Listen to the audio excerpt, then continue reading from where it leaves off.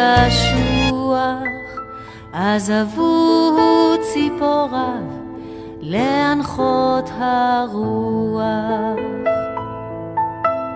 אל דרום ומערב ואולי מזרחה, רק הרוח תלטף צמרתו ששחר. אל אמי אני אומר, נא הקשיבי אמא, אף אני ציפור אהיה וכנף ארימה. אל העץ אעופה לי, לא אנוד ממנו, אצייץ לו שיר עליז ונחמנו. ים טרי טרי טרי טרי טרי טרי טרי טרי טרי טרי טרי טרי טרי טרי טרי טרי טרי טרי. אז אמי מוחה דמעה בן יקיר.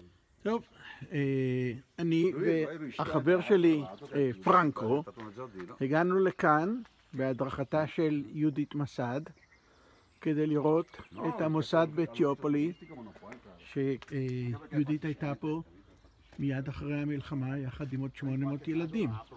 זה החבר שלי פרנקו, כאן, התלהב מאוד מהמקום, ולכאן הגענו דרך הכלכלה. זה האוטו, דרך הכלכלה מאוד, לקח קצת זמן. אנחנו נמצאים כ-50 קילומטר מכאן, ומאוד מאוד התרשמתי מהמקום. הצלחתי להיכנס גם פנימה, רק לחצר ולכניסה, כי הדלת הראשית נעולה. תכירו, זה ידידי ושותפי, מיסטר סיניור פרנקו ליברטי. צ'או פרנקו. Ciao, ciao. Ciao, sto salutando Urchi. Ah, sì? זהו, Io non sono זאתי התמונה, זהו הווידאו של מה שנשאר כאן.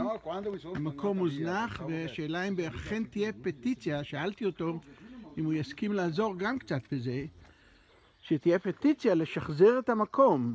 היא פשוט חבל לוותר על אתר היסטורי כזה, נראה לאן זה יוביל. היו שלום.